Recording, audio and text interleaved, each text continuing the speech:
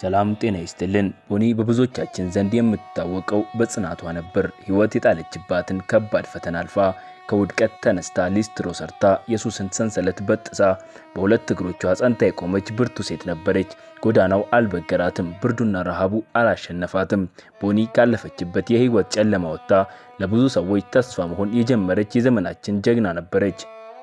ነገር ግን እውነታው ይህ ነው። ጎዳና ያልገደላትን ቦኒን የሰዎች መርዘኛ ምላስ ገደላት። በሶሻል ሚዲያ የሚሰነዘሩ ጨካኝ አስተያየቶች፣ ስድቦች፣ ትችቶች ከጎዳናው ቁር በላይ ክፉኛ ጎዳት። ከፀሐይ ንዳድ በላይ አጠወለጋት። ያንን ሁሉ የህይወት ፈተና በብርታት ያሸነፈችው ቦኒ በሰው ልጅ ጭካኔ ተስፋ ቆረጠች። በመጨረሻም በራሷ ላይ ለመጨከን ተገደደች። ይህ አሳዛኝ ክስተት ለሁላችንም ትልቅ ማሳሰቢያ ሊሆን ይገባል። ማህበራዊ ሚዲያ ለሰዎች የፍቅርና የጥንካሬ ምንጭ መሆን ሲገባው የጥፋት መሳሪያ እየሆነ ይገኛል።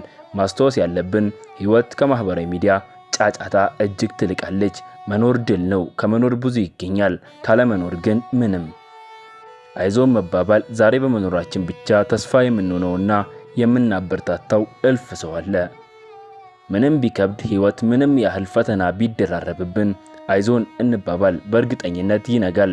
ቦኒ ሆይ ያንን ሁሉ ከባድ ጊዜ በጽናት አልፈሹ ነበር። ዛሬ አንቺን በማጣታችን አንጀታችን ተንሰፈሰፈ።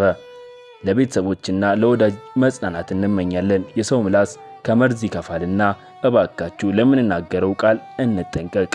ሰናይ ቀን።